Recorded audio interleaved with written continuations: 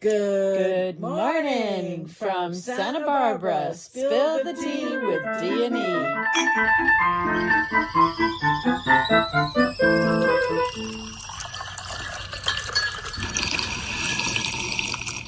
Morning. Hey, morning. Morning.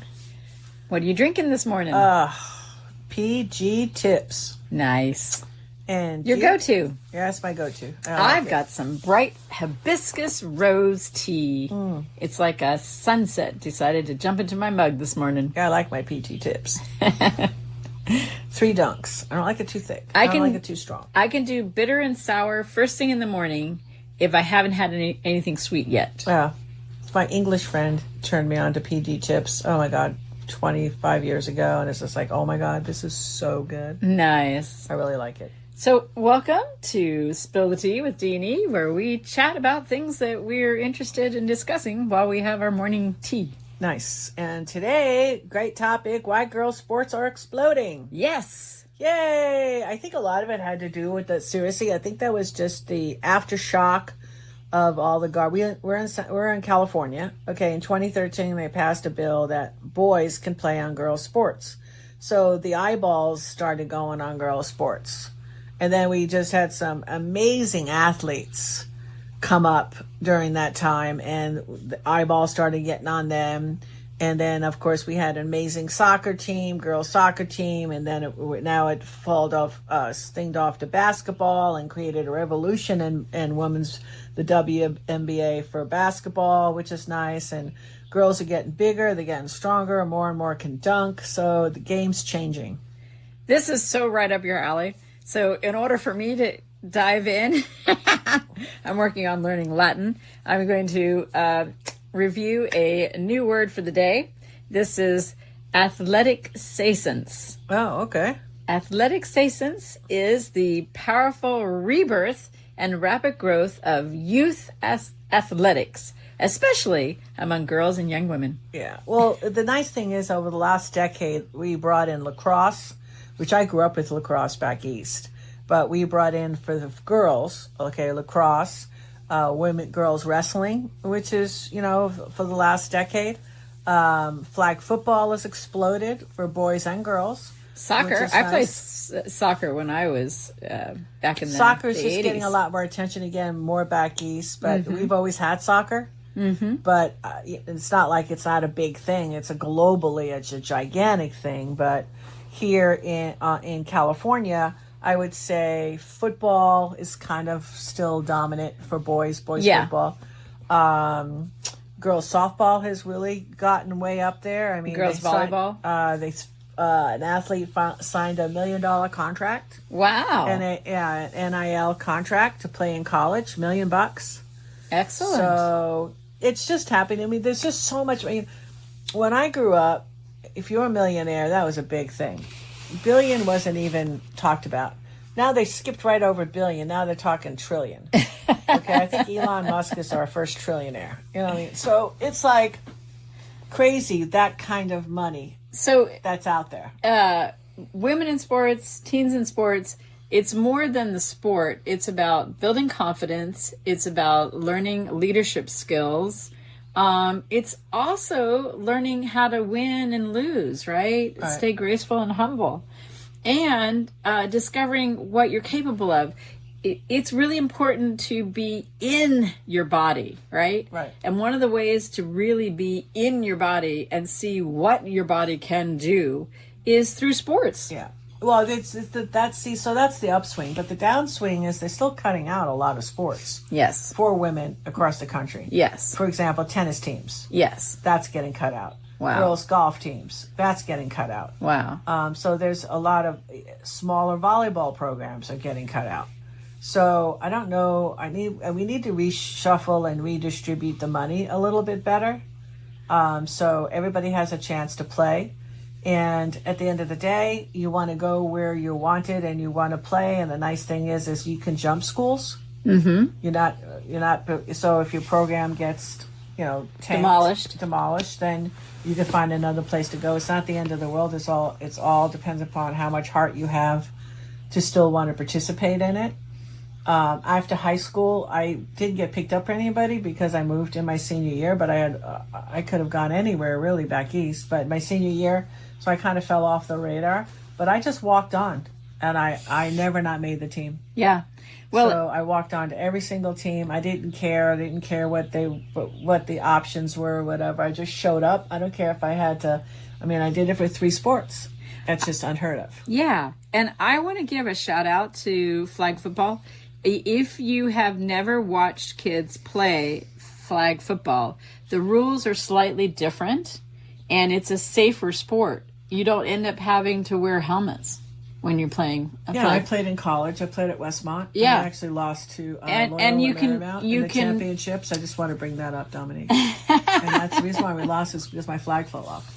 Well, you can. I just want to say. I'm so sorry to hear that. I know. I was the quarterback, and then I pitched it, and then I ran down the line, and they perfect pass, and I got up, and I'm jumping up and down, and all of a sudden the ref brings me my flag. Oh, shoot. Yeah, nobody pulled it off me. It just fell off. Oh, man, that is not fair. No, it's not fair. So, the thing about flag football, it's more easier to have a co-sport. Mm-hmm. It's more easier to have boys and girls playing together. Mm-hmm. It's just a different game, but it's really fun. It's very fast. It's strategy, teamwork, speed, competition. It's really fun. What's happening with scholarships? They're there, which is nice. And again, I always tell everybody, and we walk the walk with John, young son, John. And so we got to see his path, and he had to jump around from JC to JC before he landed a nice scholarship at Holy Names, which now doesn't exist anymore. Yeah, but that being said, his cost to me because of his grades, and he graduated first in his class, I think I paid a couple of $100 for the month. That was amazing. Included everything. Just amazing. I even gave him laundry money. I had his laundry professionally done. So I'm ever so grateful. So again, yeah, it's not just the athletics, it's the scholar. Yes. It's the scholar athlete. It's always the scholar so first. You want to get, you walk into a school that's $60,000 a year, there's upwards of $40,000 in academics. Yeah. That you can get. Yes. So the money is there. They just structure it different. They put these big numbers out, but they don't want to break you. And if you look at the Ivy League schools, because their endowment is so big, they have endowments bigger than the size of countries. More and more kids, if your family makes like 100 and under, it's free. Wow. So definitely, for parents that don't know about it, you should work with someone who's a coach to help your kids get into college if that is the path that they want to pursue. Yep. Because you will be able to keep the cost down. So to me, the thing about especially girls being in sports, confidence building. I mean, if you look at all of the Fortune 500 companies that have women in CEO, CFO, C positions, they all participated in a team sport. Yep. That's the biggest common denominator. Yes, it's true. So confidence, the confidence that you get by participating in sports, you learn how to speak up, you learn how to lead, you learn how to handle criticism, yep. Recover from mistakes, and the biggest one, I think sports teaches you to learn to trust yourself. Mm-hmm. I just recommend to parents, and this is another thing that we did and just did it organically. We wrapped ourselves around, we had a local semi-pro team here. Shout out to the Foresters. Shout out to Bill Pintard, who's the GM there. And he was ever so gracious and allowed both of my boys, to pick up balls. Then both of my boys were catchers, and then the catch in the bullpen when the boys just started to arrive. And just to be around other athletes, professional athletes, semi-pro, they were college. Yeah. Okay, college athletes, they get to see, feel, touch. This is what it's like. That's priceless. Yeah. And then, my ex-husband at the time in San Diego, he got access to a lot of tickets, so the kids always were raised with Padre games.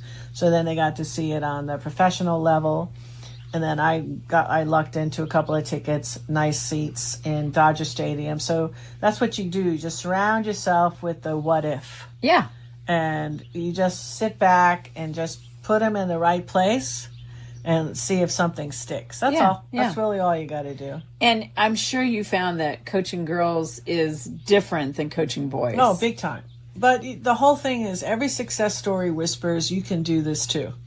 Yes. So that it just is what it is. Like, there's no stopping you. You just do what you need to do. And like, we're here to help you. And I think in particular, when I help on coaching girls and stuff like that, I find that the girls tend to respond really well. I mean, I think science says female brain is estrogen driven. And so that has to do with speaking. Whereas the male brain, it's kind of dopamine driven, right? From action, the happiness you get from doing. So I have found with girls, talk to them, explain the why behind the drills and the strategies, and that makes it easier to coach the girls. Whereas the boys may just jump into the action and not worry about thinking about it, because that's what makes them happy. We're looking at how people's brains are working and how do we keep them in that happy play state, because that's how you learn. Yeah, well, my whole thing, embracing 28 years of coaching boys and girls, many different sports, mostly basketball though, is I just, because I look back on all the times that a switch was flipped in my brain, and it was through a coach. Yeah. And maybe Mr. Walsh, one teacher. But it was Mr. Knopfsinger for me. Yeah, Mr. Walsh, definitely. He flipped He got me to love reading books. Yeah, just a switch flipper. And then, of course, you have the flip side of it where people would turn off your switches. But, yeah, not all teachers are great. But their intention is, what it is you got to read the room. Yes. I have to act... I can't coach one kid one way and then the same way as to coach another kid. They're just different kids. Right. And I think that's what makes great coaches. Is they recognize the differences in the athletes that they're working with. Push one a little harder than the other. There's an expectation. I told you, like, I took in everybody. And I know that there's kids that never bounced a ball. Right. So I have to encourage but you weren't them worried to about want it. to get better because I matched them up with the best kid. Yes. And I gave the best kid all the bonuses and rewards and blenders cards that he could drink just to be able to get that kid to be a C, an average player, because get him to make a basket. So great. Yes. And I mean, I rewarded the whole team when one of the lesser players performed. Yes. The whole team wins. The whole team was that happy. Oh, the whole team was a victorious. Those are the kind of lessons that last a lifetime. Yeah, and I still remember them, which is really good. So even if they don't, it was good for me. Because I'm the one that's going to be in that shady lane. So I needed a nice grocery store of memories for sure. So anyway, so let's bring up everything is worth cheering. Just stay there, stay present, and create a community. And girls' sports are going to be continuing to grow. And yes. The changing communities, it's obviously getting looked at right now because sports as a whole, I said this from the beginning, even though there's like maybe a dozen cases in the country where somebody wants to identify as a female is playing on a girl's sport, but the side effect of that is that we're getting attention on the girls' sport. People don't get that. Yes, and that's a good thing. Yes, that's the bigger picture. Yes, shout out to our transgender females, transgender community. We love you. Yes, and we need to just create a league so you can play. Yes, that's what we where do. Everybody's safe and has competition and it's fun. Yeah, we call it co-ed. Yes. So that's what we do. It's really not that hard. It's a word that's in the dictionary. And it's really fun. Yes. It can start with flag football. We can just call it a co-ed league. Yes. There you go. And that solves the whole, because it's been going on since 2013 in it's been going on for hundreds, if not thousands of years. We have stories all in history. This is part of humanity. Well, all right, let's listen. If anybody out there want to support youth wellness, community education, positive conversations, please consider supporting Santa Barbara Wellness Inc. at sbwellness.org. Yes, thank you. Cheers, Dominique. You want a closing toast? Yeah. Toast to sports, because I'm kind of a nerd. And so I'm really glad that my parents made me get out there and do soccer, track, drill team. I'm swimming. I'm really, really happy that I participated in sports and continue to. Yep. And remember, you're a scholar athlete. Scholar first. Yep. Scholar first. Bye for now.